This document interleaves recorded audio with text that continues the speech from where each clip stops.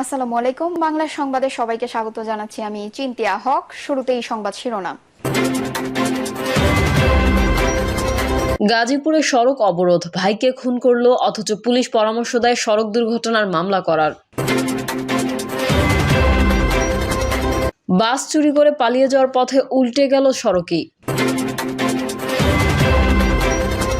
জানাবো দুর্ঘটনায় মমতাজের নিহতের খবরের বিষয়ে যা জানা গেল, এবং সর্বশেষ জানাবো আতঙ্কে রাতের ভোটের সহযোগী সাবেক ডিসিরা। এতক্ষণ শুনছিলেন সংবাদ শিরোনাম, এবারে বিস্তারিত। গাজীপুরে সড়ক অবরোধ, ভাইকে খুন করলো অথচ পুলিশ পরামর্শ দেয় সড়ক দুর্ঘটনার মামলা করার। গাজীপুরের শ্রীপুরে এক অটোরিকশা চালককে হাত ও পায়ের রক কেটে হত্যার পর সড়কে ফেলে রাখার অভিযোগ উঠেছে তাকওয়া পরিবহনের শ্রমিকদের বিরুদ্ধে। এ ঘটনায় মামলা নিতে গড়িমসির অভিযোগ তুলে তাকওয়া পরিবহন বন্ধের দাবিতে ঢাকা ময়মনসিংহ মহাসড়ক অবরোধ করেন অটোরিকশা চালক ও স্থানীয়রা। নিহতের স্ত্রী শারমিন বেগম বলেন, গতকাল সোমবার বিকেলে গড়গড়িয়া মাস্টারবাড়ি এলাকায় তাকওয়া পরিবহনের একটি বাসের স্টাফের সঙ্গে আমার স্বামীর বাকবিতণ্ডা হয়। এরপর তাকে তাকওয়া পরিবহনের স্টাফরা জোর করে তুলে নিয়ে যান। তুলে নেওয়ার 2 ঘন্টা পর ঘটনাস্থল থেকে 1.5 কিলোমিটার দূরে স্বামীর মরদেহ পড়ে থাকতে দেখে স্থানীয়রা। খবর পেয়ে সেখানে গিয়ে স্বামীর হাত ও পায়ের রক কাটা রক্তাক্ত মরদেহ দেখতে পাই। নিহতের ছোট ভাই মোহাম্মদ আজিজুল অভিযোগ করে বলেন, ভাইকে তুলে নিয়ে হাত ও পায়ের রক কেটে হত্যা করা হয়। আমরা থানায় মামলা করতে গেলে পুলিশ মামলা না নিয়ে গড়িমসি করে। রাতভর থানায় অবস্থান করেও মামলা নেয়নি পুলিশ। আমার ভাইকে ধারালো অস্ত্রের আঘাতে খুন করলো অথচ পুলিশ সড়ক দুর্ঘটনার মামলা করার পরামর্শ দেয়। এই জন্য স্থানীয় বাসিন্দা ও অটোরিকশা চালকরা সড়ক অবরোধ করেন। ইমাম পরিবহনের চালক মোখলেসুর রহমান বলেন, দীর্ঘ 3 ঘন্টা ধরে সড়ক আটকে রয়েছে। সড়কে হাজার হাজার মানুষ অবরোধ করেছে। গাড়িতে যাত্রীরা খুবই ভোগান্তিতে আছে। শ্রীপুর থানার ভারপ্রাপ্ত কর্মকর্তা জয়নাল আবেদিন মণ্ডল বলেন, পুলিশের ঊর্ধ্বতন কর্তৃপক্ষের সঙ্গে পরামর্শ করে মামলা নেওয়া হচ্ছে। তাকওয়া পরিবহন বন্ধ না করলে ওরা সড়ক ছাড়বে না। দীর্ঘ যানজট সৃষ্টি হয়েছে সড়কে। দুপুর 12টার দিকে অটোরিকশা চালক এবং স্থানীয়দের বুঝিয়ে মহাসড়ক থেকে সরিয়ে দিলে ওই সড়কে যানবাহন চলাচল স্বাভাবিক হয়। বাস চুরি করে পালিয়ে যাওয়ার পথে উল্টে গেল সড়কে। কুমিল্লার কেন্দ্রীয় বাস টার্মিনাল থেকে মিয়ামি এয়ারকন নামে একটি বাস চুরি করে পালিয়ে যাওয়ার পথে দুর্ঘটনার কবলে পড়েছে। এ সময় চোর চক্রের সদস্যরা বাসটি রেখে পালিয়ে যায়। পরে হাইওয়ে পুলিশের সহযোগিতায় এটিকে উদ্ধার করা হয়। বাসটির সুপারভাইজার হৃদয় বলেন, রোববার রাতে টার্মিনাল বাসটি রাখা হয়। সকালে এসে দেখি বাস নেই। ভেবেছি হয়তো ড্রাইভার কোথাও পার্কিং করে রেখেছেন। পরে জানতে পারলাম দেবিদ্বারে সড়ক দুর্ঘটনার শিকার বাসটি।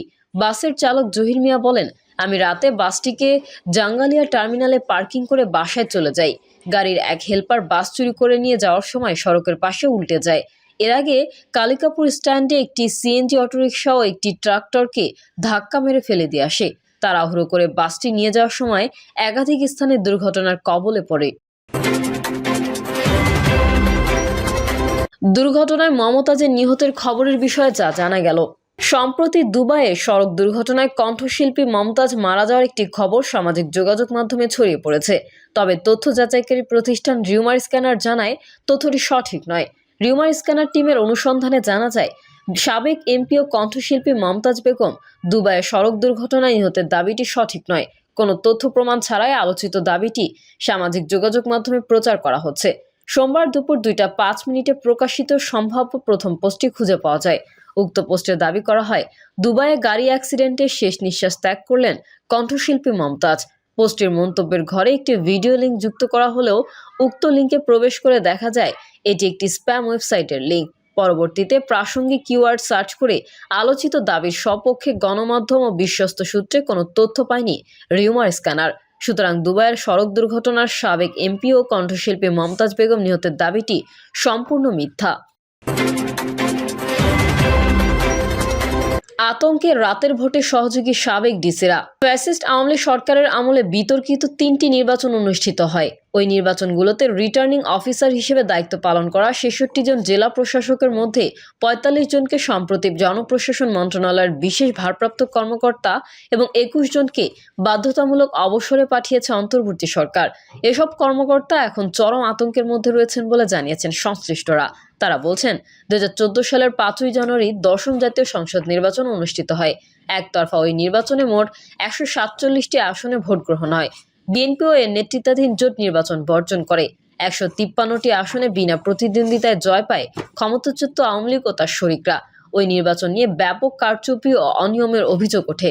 2018 সালের নির্বাচনের মধ্যে দিয়ে টানা তৃতীয় মেয়াদে ক্ষমতায় আসে স্বৈরাচার আওয়ামী লীগ সরকার। নির্বাচনে আওয়ামী লীগ, জাতীয় পার্টি ও জোট সঙ্গীরা 188টি আসনে জয় পায়।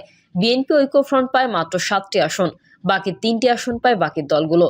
এই নির্বাচনের ক্ষমতার অপব্যবহার, জালিয়াতি ও আর্থিক লেনদেনের মাধ্যমে দিনের ভোট রাতে করার অভিযোগ আনা হয়। সর্বশেষ 2024 সালের শুরুতে বিতর্কিত নির্বাচনের মাধ্যমে ক্ষমতা গ্রহণের মাত্র 6 মাসের মাথায় পতন হয় আওয়ামী লীগ সরকারের। গণ আন্দোলনের মুখে গত 5ই আগস্ট ভারতে পালিয়ে যান ক্ষমতাচ্যুত সরকার প্রধান শেখ হাসিনা। এসব নির্বাচনে ফ্যাসিস্ট আওয়ামী লীগ সরকারকে ক্ষমতায় বসাতে সহযোগিতা করার অভিযোগ আনা হয় ওএসডি ও বাধ্যতামূলক অবসরে পাঠানো 66 জন সাবেক রিটার্নিং অফিসারের বিরুদ্ধে।